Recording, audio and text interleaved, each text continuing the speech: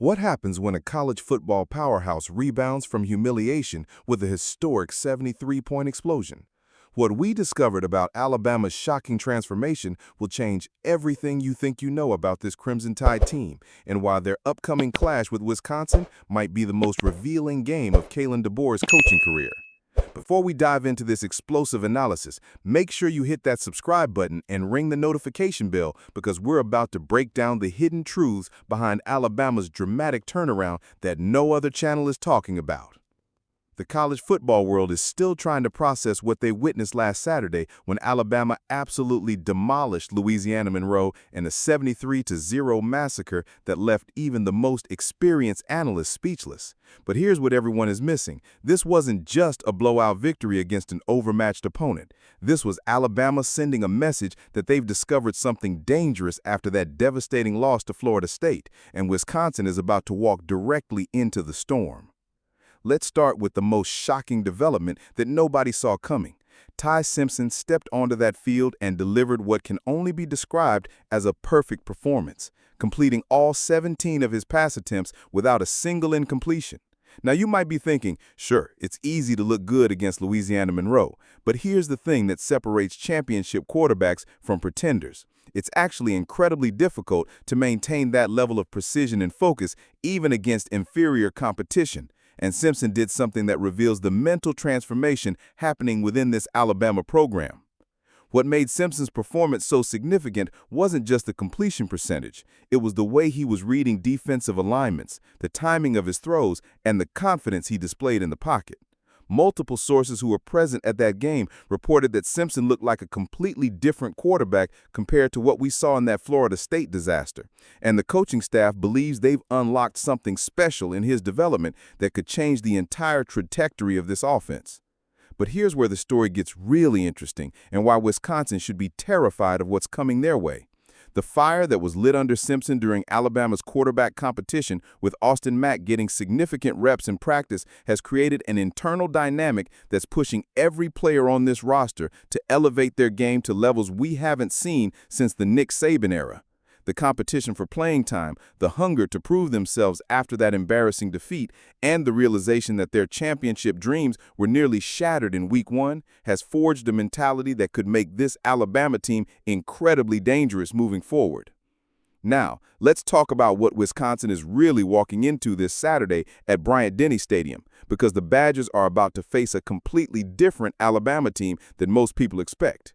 Wisconsin comes into this game with a 2-0 record, having defeated Ohio and Middle Tennessee State, which on paper looks respectable, but doesn't tell the real story of what they're capable of against elite competition. The Badgers have undergone their own transformation this season, moving away from the air raid offense that never quite fit their program's identity under Phil Longo to a more balanced attack under new offensive coordinator Jeff Grimes. This tactical shift by Wisconsin could actually play directly into Alabama's strength, because the Crimson Tide defense that looks so vulnerable against Florida State's explosive passing attack will now face a more traditional, run-heavy approach that allows their superior athleticism and depth to shine through. Kalen DeBoer specifically mentioned in his press conferences that Wisconsin still incorporates interesting wrinkles with reverses and play-action concepts, but the overall philosophy will be much more ground-oriented than what Alabama faced in their season opener. Here's the critical factor that could determine the entire outcome of this game: Alabama's emotional state and motivation level after that dominant performance against Louisiana Monroe. Championship teams have to navigate the dangerous territory between confidence and complacency, and right now, Alabama sits at the most precarious point of their season. They've tasted the bitter disappointment of failure against Florida State, experienced the sweet satisfaction of complete domination against Louisiana Monroe, and now they face the ultimate test of championship character against a legitimate Power 4 opponent. The fan base in Tuscaloosa has experienced its own emotional roller coaster over the past 3 weeks, going from sky-high expectations in the preseason to absolute panic after the Florida State loss to cautious optimism following the Louisiana Monroe blowout. Social media was flooded with reactionary content comparing Kalen DeBoer to controversial figures and nostalgic videos yearning for the Nick Saban era. But now there's a palpable shift in energy as fans begin to believe that maybe, just maybe, this coaching staff has figured out how to unlock this team's potential. The injury report heading into this Wisconsin game provides another layer of intrigue that could significantly impact the outcome. Ryan Williams, the explosive receiver who suffered a concussion in Week 1, is expected to return to action, which gives Alabama's passing attack a dynamic weapon that Wisconsin hasn't had to prepare for based on game film.